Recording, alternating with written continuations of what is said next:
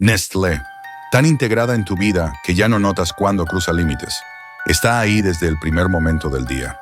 En ese café caliente que tomas casi sin pensar, mientras despiertas, mientras revisas tu teléfono, mientras el mundo todavía está en silencio. Un sabor familiar, reconfortante, que se siente seguro porque siempre ha estado ahí. Un aroma que asocias con normalidad, con rutina, con empezar bien el día, sin detenerte a pensar de dónde viene o todo lo que hubo antes de llegar a tu taza.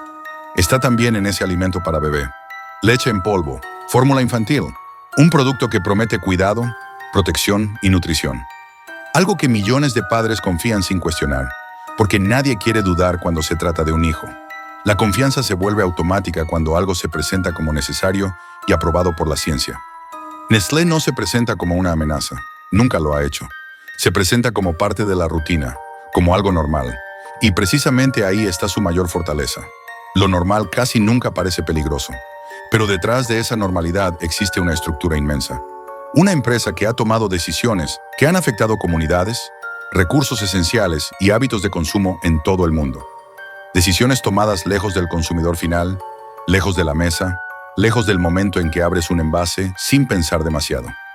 Decisiones que no siempre se explican, consecuencias que no siempre se ven, historias que rara vez se cuentan completas. Hoy no vamos a acusar directamente. No vamos a exagerar, solo vamos a observar con atención cómo una marca que nació con una intención aparentemente noble terminó rodeada de algunas de las controversias más inquietantes del consumo moderno.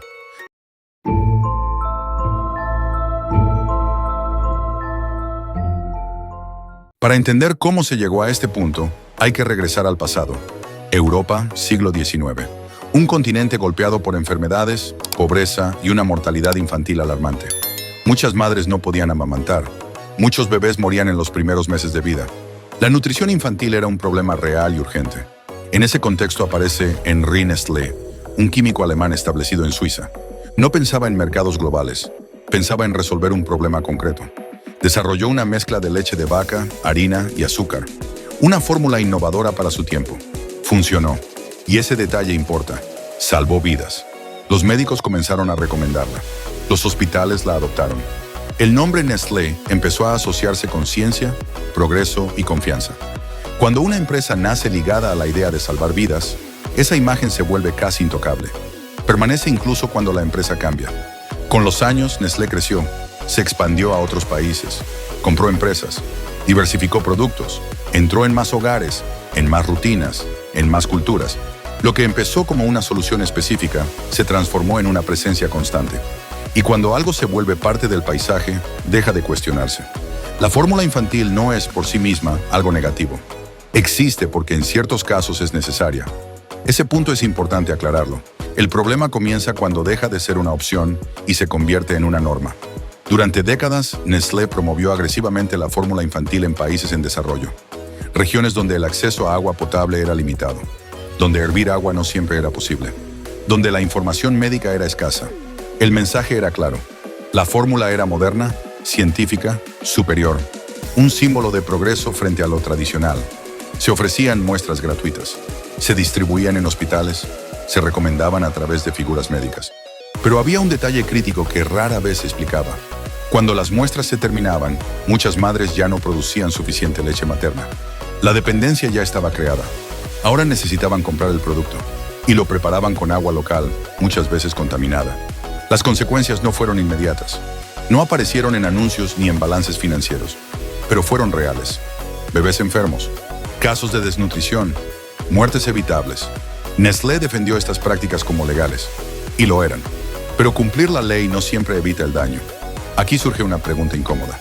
¿Dónde termina la responsabilidad corporativa y dónde empieza la humana? Con el tiempo, Nestlé entendió algo más. El agua no es solo un recurso. También es poder. El mercado del agua embotellada se convirtió en uno de los más rentables del mundo.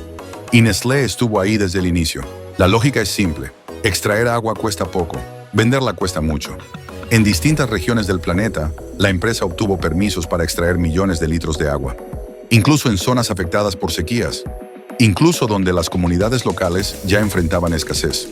Todo dentro del marco legal. Pero no todo lo legal es justo. Mientras camiones salían cargados de agua, los niveles de los pozos locales descendían. Mientras las botellas se vendían, los residentes enfrentaban restricciones. ¿Puede una empresa privada apropiarse de un recurso esencial para la vida? El agua embotellada se presenta como pureza y seguridad, pero rara vez se habla de su origen, ni de su impacto. No es un crimen evidente, es un problema silencioso, uno que solo se nota cuando el agua empieza a faltar.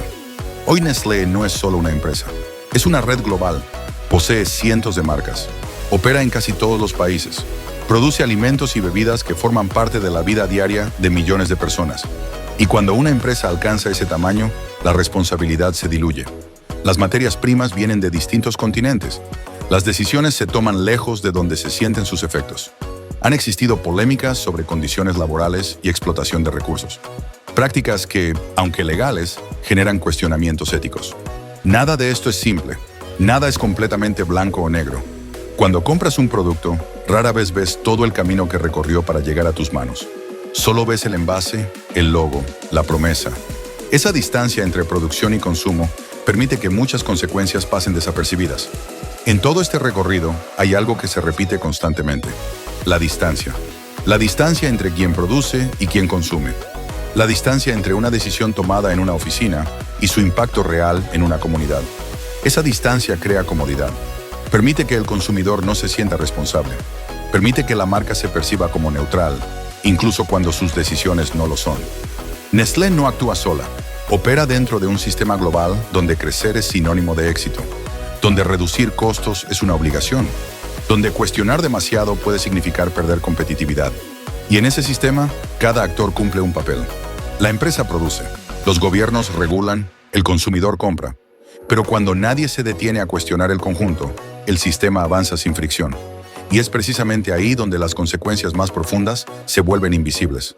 Nestlé no es un monstruo, pero tampoco es solo una marca inocente.